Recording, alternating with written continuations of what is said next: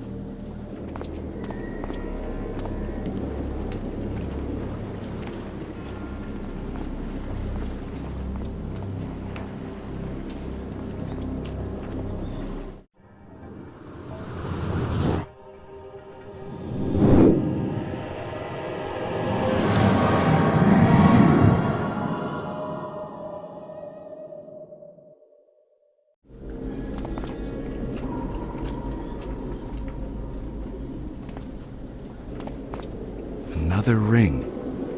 Weird. This one looks like it was made just recently.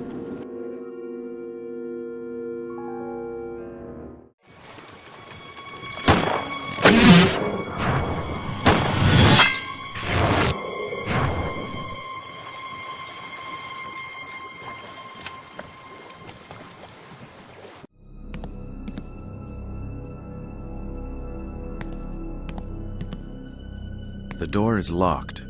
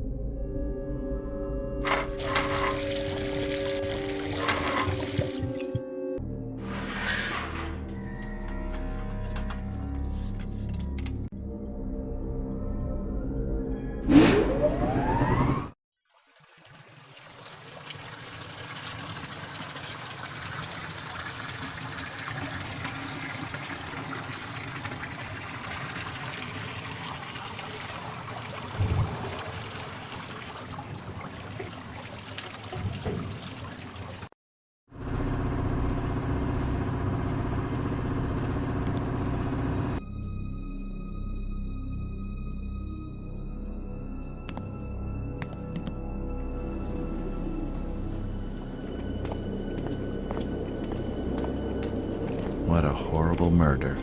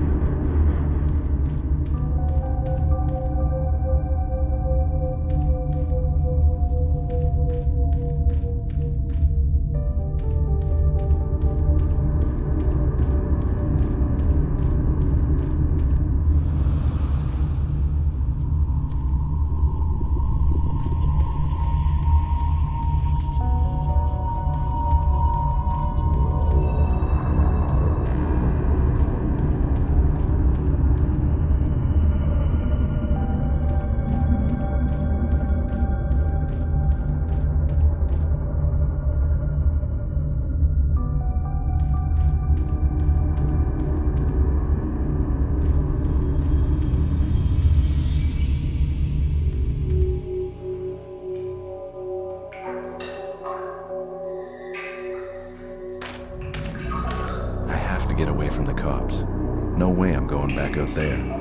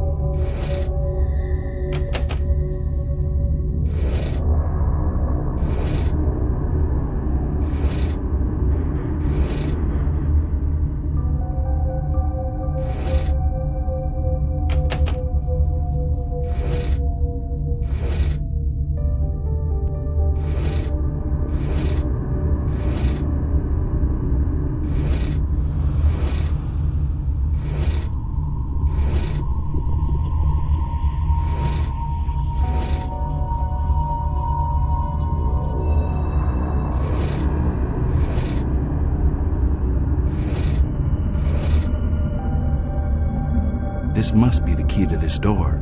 It won't budge. This must be the key to this door. won't budge.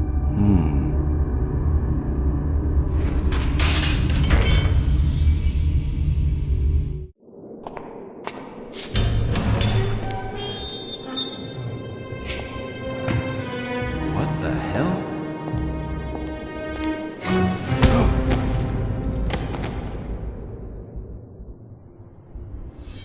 Wake up. Wake up, Alice. Look, I'm glad you followed the breadcrumbs, Mr. MacPherson. I wanted you to witness my latest masterpiece.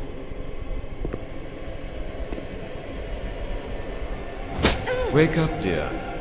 I wouldn't want you to miss the pain.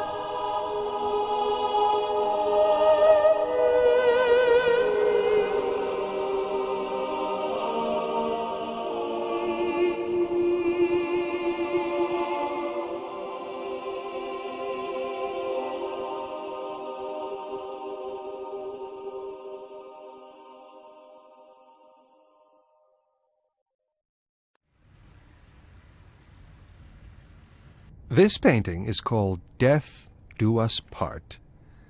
The woman in this painting appears to utterly disregard the suffering of the man kneeling on the ground beside her. Again, we see the recurrence of a dark tunnel, with an ominous figure lurking in the shadows.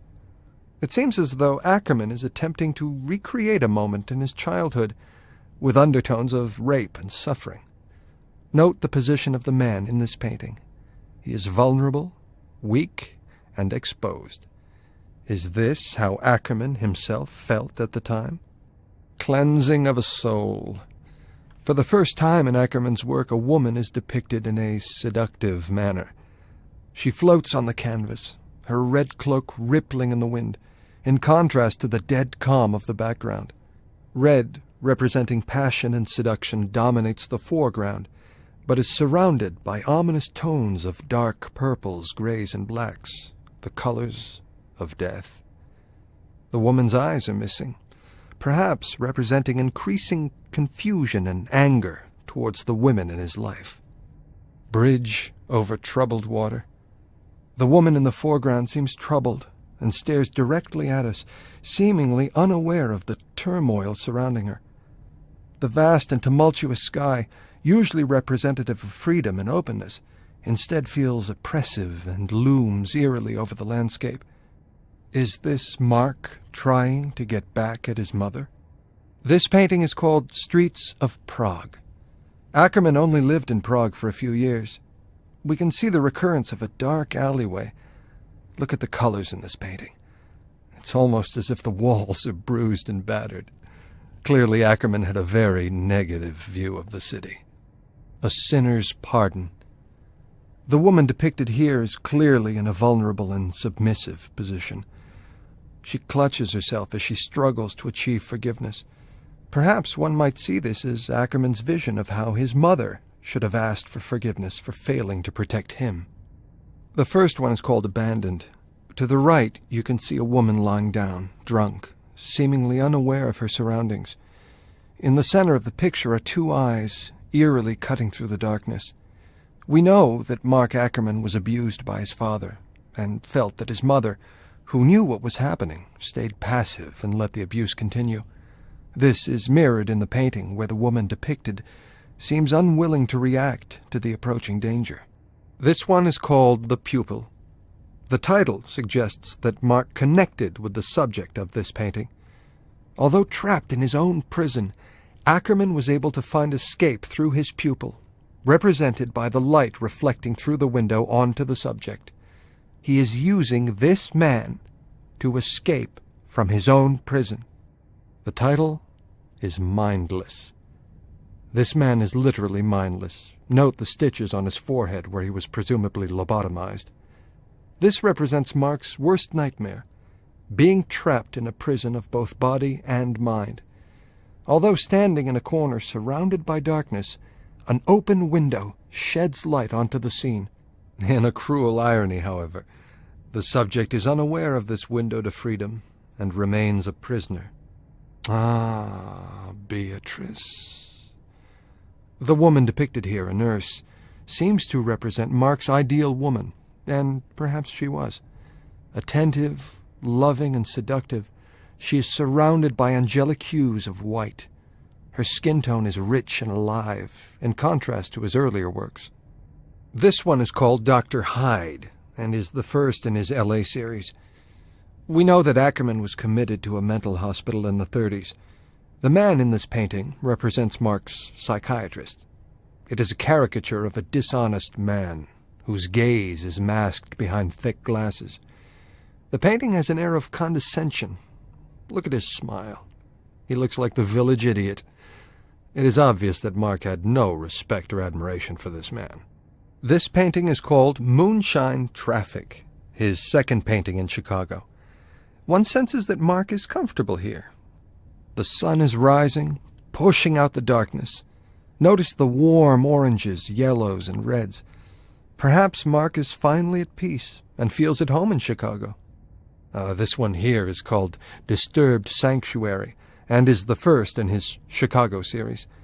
One of the unusual aspects of this painting is the perspective from which it is created. One feels as though Ackerman is an unwanted guest in the room, almost hiding behind the curtain. The woman shown in this painting appears blissfully unaware of him or the darkness that surrounds her sanctuary of light.